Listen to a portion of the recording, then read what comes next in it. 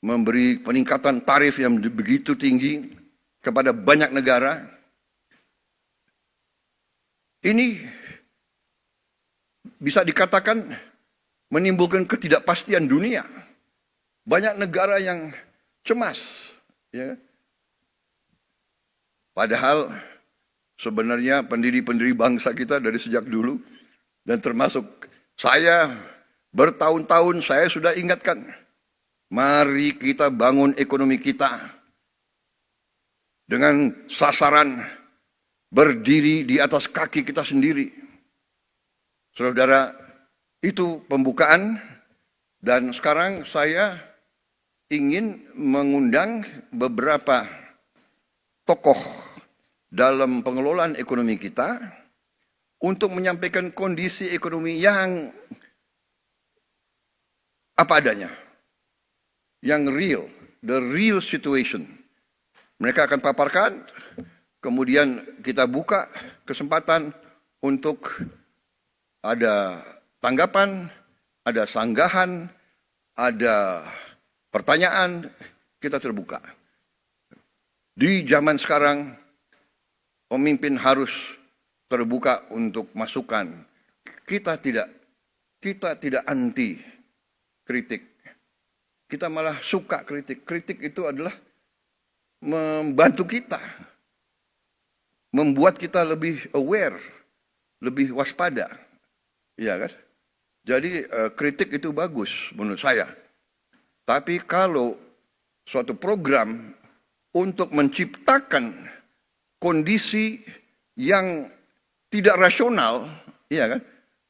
Nah, ini harus terus diadakan istilahnya klarifikasi dan penjelasan, ya kan? Umpamanya ada yang dengan keras yakin bahwa matahari tidak terbit dari timur, matahari terbit dari barat. Karena dia ngomong 500 kali, 1000 kali matahari dari barat, jangan-jangan ada sebagian rakyat kita yang percaya matahari terbit dari barat. Itu adalah ilmu propaganda, itu ada di buku semua. Itu keahlian Hitler dan Joseph Goebbels. Kalau kebohongan diulangi berkali-kali dan terus-menerus, lama-lama orang percaya dengan kebohongan. Itu ada di buku The Art of Propaganda, ya kan? Dan itu kita pelajari, semua negara pelajari. Dan itu yang dilakukan, itu namanya psychological warfare, psychological operation, dan itu sering dilakukan untuk mendestabilisasi suatu negara yang tidak disukai oleh negara lain. Jadi saudara-saudara, ada lagi azas kedua dalam teorinya Joseph Goebbels. The bigger the lie, the easier people to believe. Jadi kebohongan yang lebih besar, mudah untuk orang percaya. Oh ya, jangan-jangan benar ya, ya kan? Jadi sekarang mudah, fake news, hoax itu mudah. Tapi kita tidak boleh istilahnya gerundel. Ini realita. Karena itu ya kita terbuka.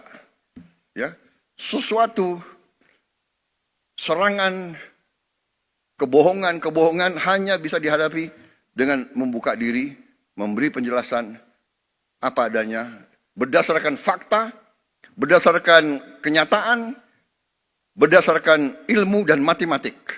Ya kan? Kebohongan bisa diteruskan, tapi satu saat begitu kebohongan kelihatan, hilang kepercayaan dari orang. Nah itu, saudara-saudara. Jadi suatu rezim atau suatu organisasi atau suatu kelompok yang melancarkan sesuatu atas dasar kebohongan akan dipatahkan. Saya juga heran. Ya, ada orang yang mengatakan Indonesia gelap. Ya, saya kalau dia memang merasa gelap ya itu hak dia. Tapi kalau saya bangun pagi saya lihat Indonesia cerah. Iya kan? Kalau saya ketemu petani, petani gembira. Harga pangan, peningkatan hasil mereka naik secara drastis. Produksi naik secara drastis. Kita potong semua regulasi yang nggak benar. Kita sederhanakan. Saudara-saudara, ada Menteri Pertanian di sini. Menteri Pertanian itu selalu ada di sawah. Keliling kemana-mana, ya sudahlah, nggak apa-apa. Dia mengatakan kepada saya, Pak, tadinya dari pabrik pupuk sampai petani harus tanda tangan 15 menteri,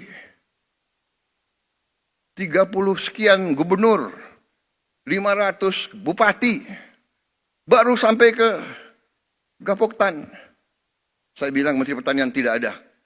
Dari pabrik pupuk langsung ke petani. Gak ada lagi itu tanda tangan, langsung. Alhamdulillah, pupuk yang tadi langka, yang tadi banyak diselundupkan, yang banyak dikorupsi, sekarang sampai ke desa-desa. Hanya ada beberapa tempat yang masih, saya dapat keluhan dari Gubernur Aceh, pupuk di situ masih sedikit kurang lancar. Ya, ini segera kita akan atasi. Apa yang maksudnya? Begitu ini semua perizinan kita hilangkan, lancar itu arus ke produsen, produksi langsung naik, saudara. Jadi ini pelajaran bagi kita semua, dan inilah yang saya akhirnya ambil kesimpulan, oke, saya harus proaktif, saatnya sudah ada evidence, ya saya sekarang berdiri agak lebih optimis, lebih percaya diri, karena evidence-nya sudah mulai kelihatan. Ya, kita akan menghadapi tantangan, tapi saya bicara dengan tim saya, ternyata situasinya dapat kita hadapi dan bisa kita kendalikan, ya kan? Jadi saudara-saudara, saya sih tidak akan melarang orang untuk selalu memandang dengan kegelapan. Kalau ada orang yang mau lihat gelap, monggo. Tapi kalau saya lihat, saya optimis, saya bangga sekarang jadi Presiden Republik Indonesia. Kekayaan kita akan kita kuasai, akan kita kelola untuk sebesar-besarnya kepentingan rakyat. Mungkin banyak kecewa, tapi dibandingkan dengan ratusan juta rakyat kita yang akan merasa bahagia, yaitu tugasnya pemerintah. Saudara-saudara, waktu saya minta disederhanakan arus pupuk ke petani, pupuk dari pabrik milik pemerintah, pupuknya disubsidi pemerintah, uang rakyat, iya kan? Kenapa terlalu banyak perantara? Kenapa terlalu banyak middleman?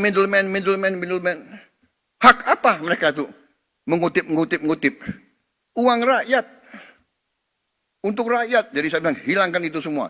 Ada yang datang ke saya, Pak, ada 29.000 distributor yang marah sama Bapak. Oh ya? Hati-hati loh Pak. 29 distributor itu punya konstituen. Oh ya? Saya bilang, ada berapa petani di Indonesia? Saya tanya Menteri Pertanian, Pak, hampir 30 juta Pak. Oke. Keluarga mereka 4. 29.000 lawan 120 juta, menang siapa? Oh, lebih baik saya membela 120 juta rakyat daripada mereka-mereka itu. Ya, kita terbuka. Tapi saudara-saudara, rakyat yang punya hak. Kedaulatan di tangan rakyat. Kami dipilih rakyat. Kau suka tidak suka, ya ini pilihan rakyat, ya kan? Inilah kita yang dipilih rakyat. Ada yang botak, ya kan? Botak itu artinya pinter, ya kan? Ada yang hitam, ya tapi ini pilihan rakyat, bagaimana? Dan kita semua, cita-cita mereka semua itu hanya untuk berbakti kepada rakyat. Benar, kalau mereka mau kaya raya, mereka bisa. Nggak usah masuk pemerintah. Mereka masuk pemerintah itu saya juga sedih loh. Menteri Keuangan. Banyak yang belum dapat mobil dinas. Ya, mereka kerja 6 bulan ini kerja bakti, tapi ya, terima kasih sudah mulai apa? Sudah mulai cair, Pak. Ya, apa nih, diblokirnya udah dibuka gitu kira-kira. Baik, itu saja. Saya sekarang persilakan mulai dari Menko Perekonomian ya. Terima kasih.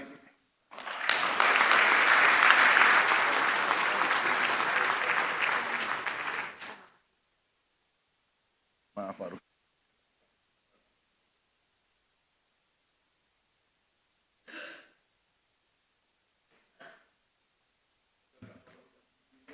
Langsung Pak ya, siap.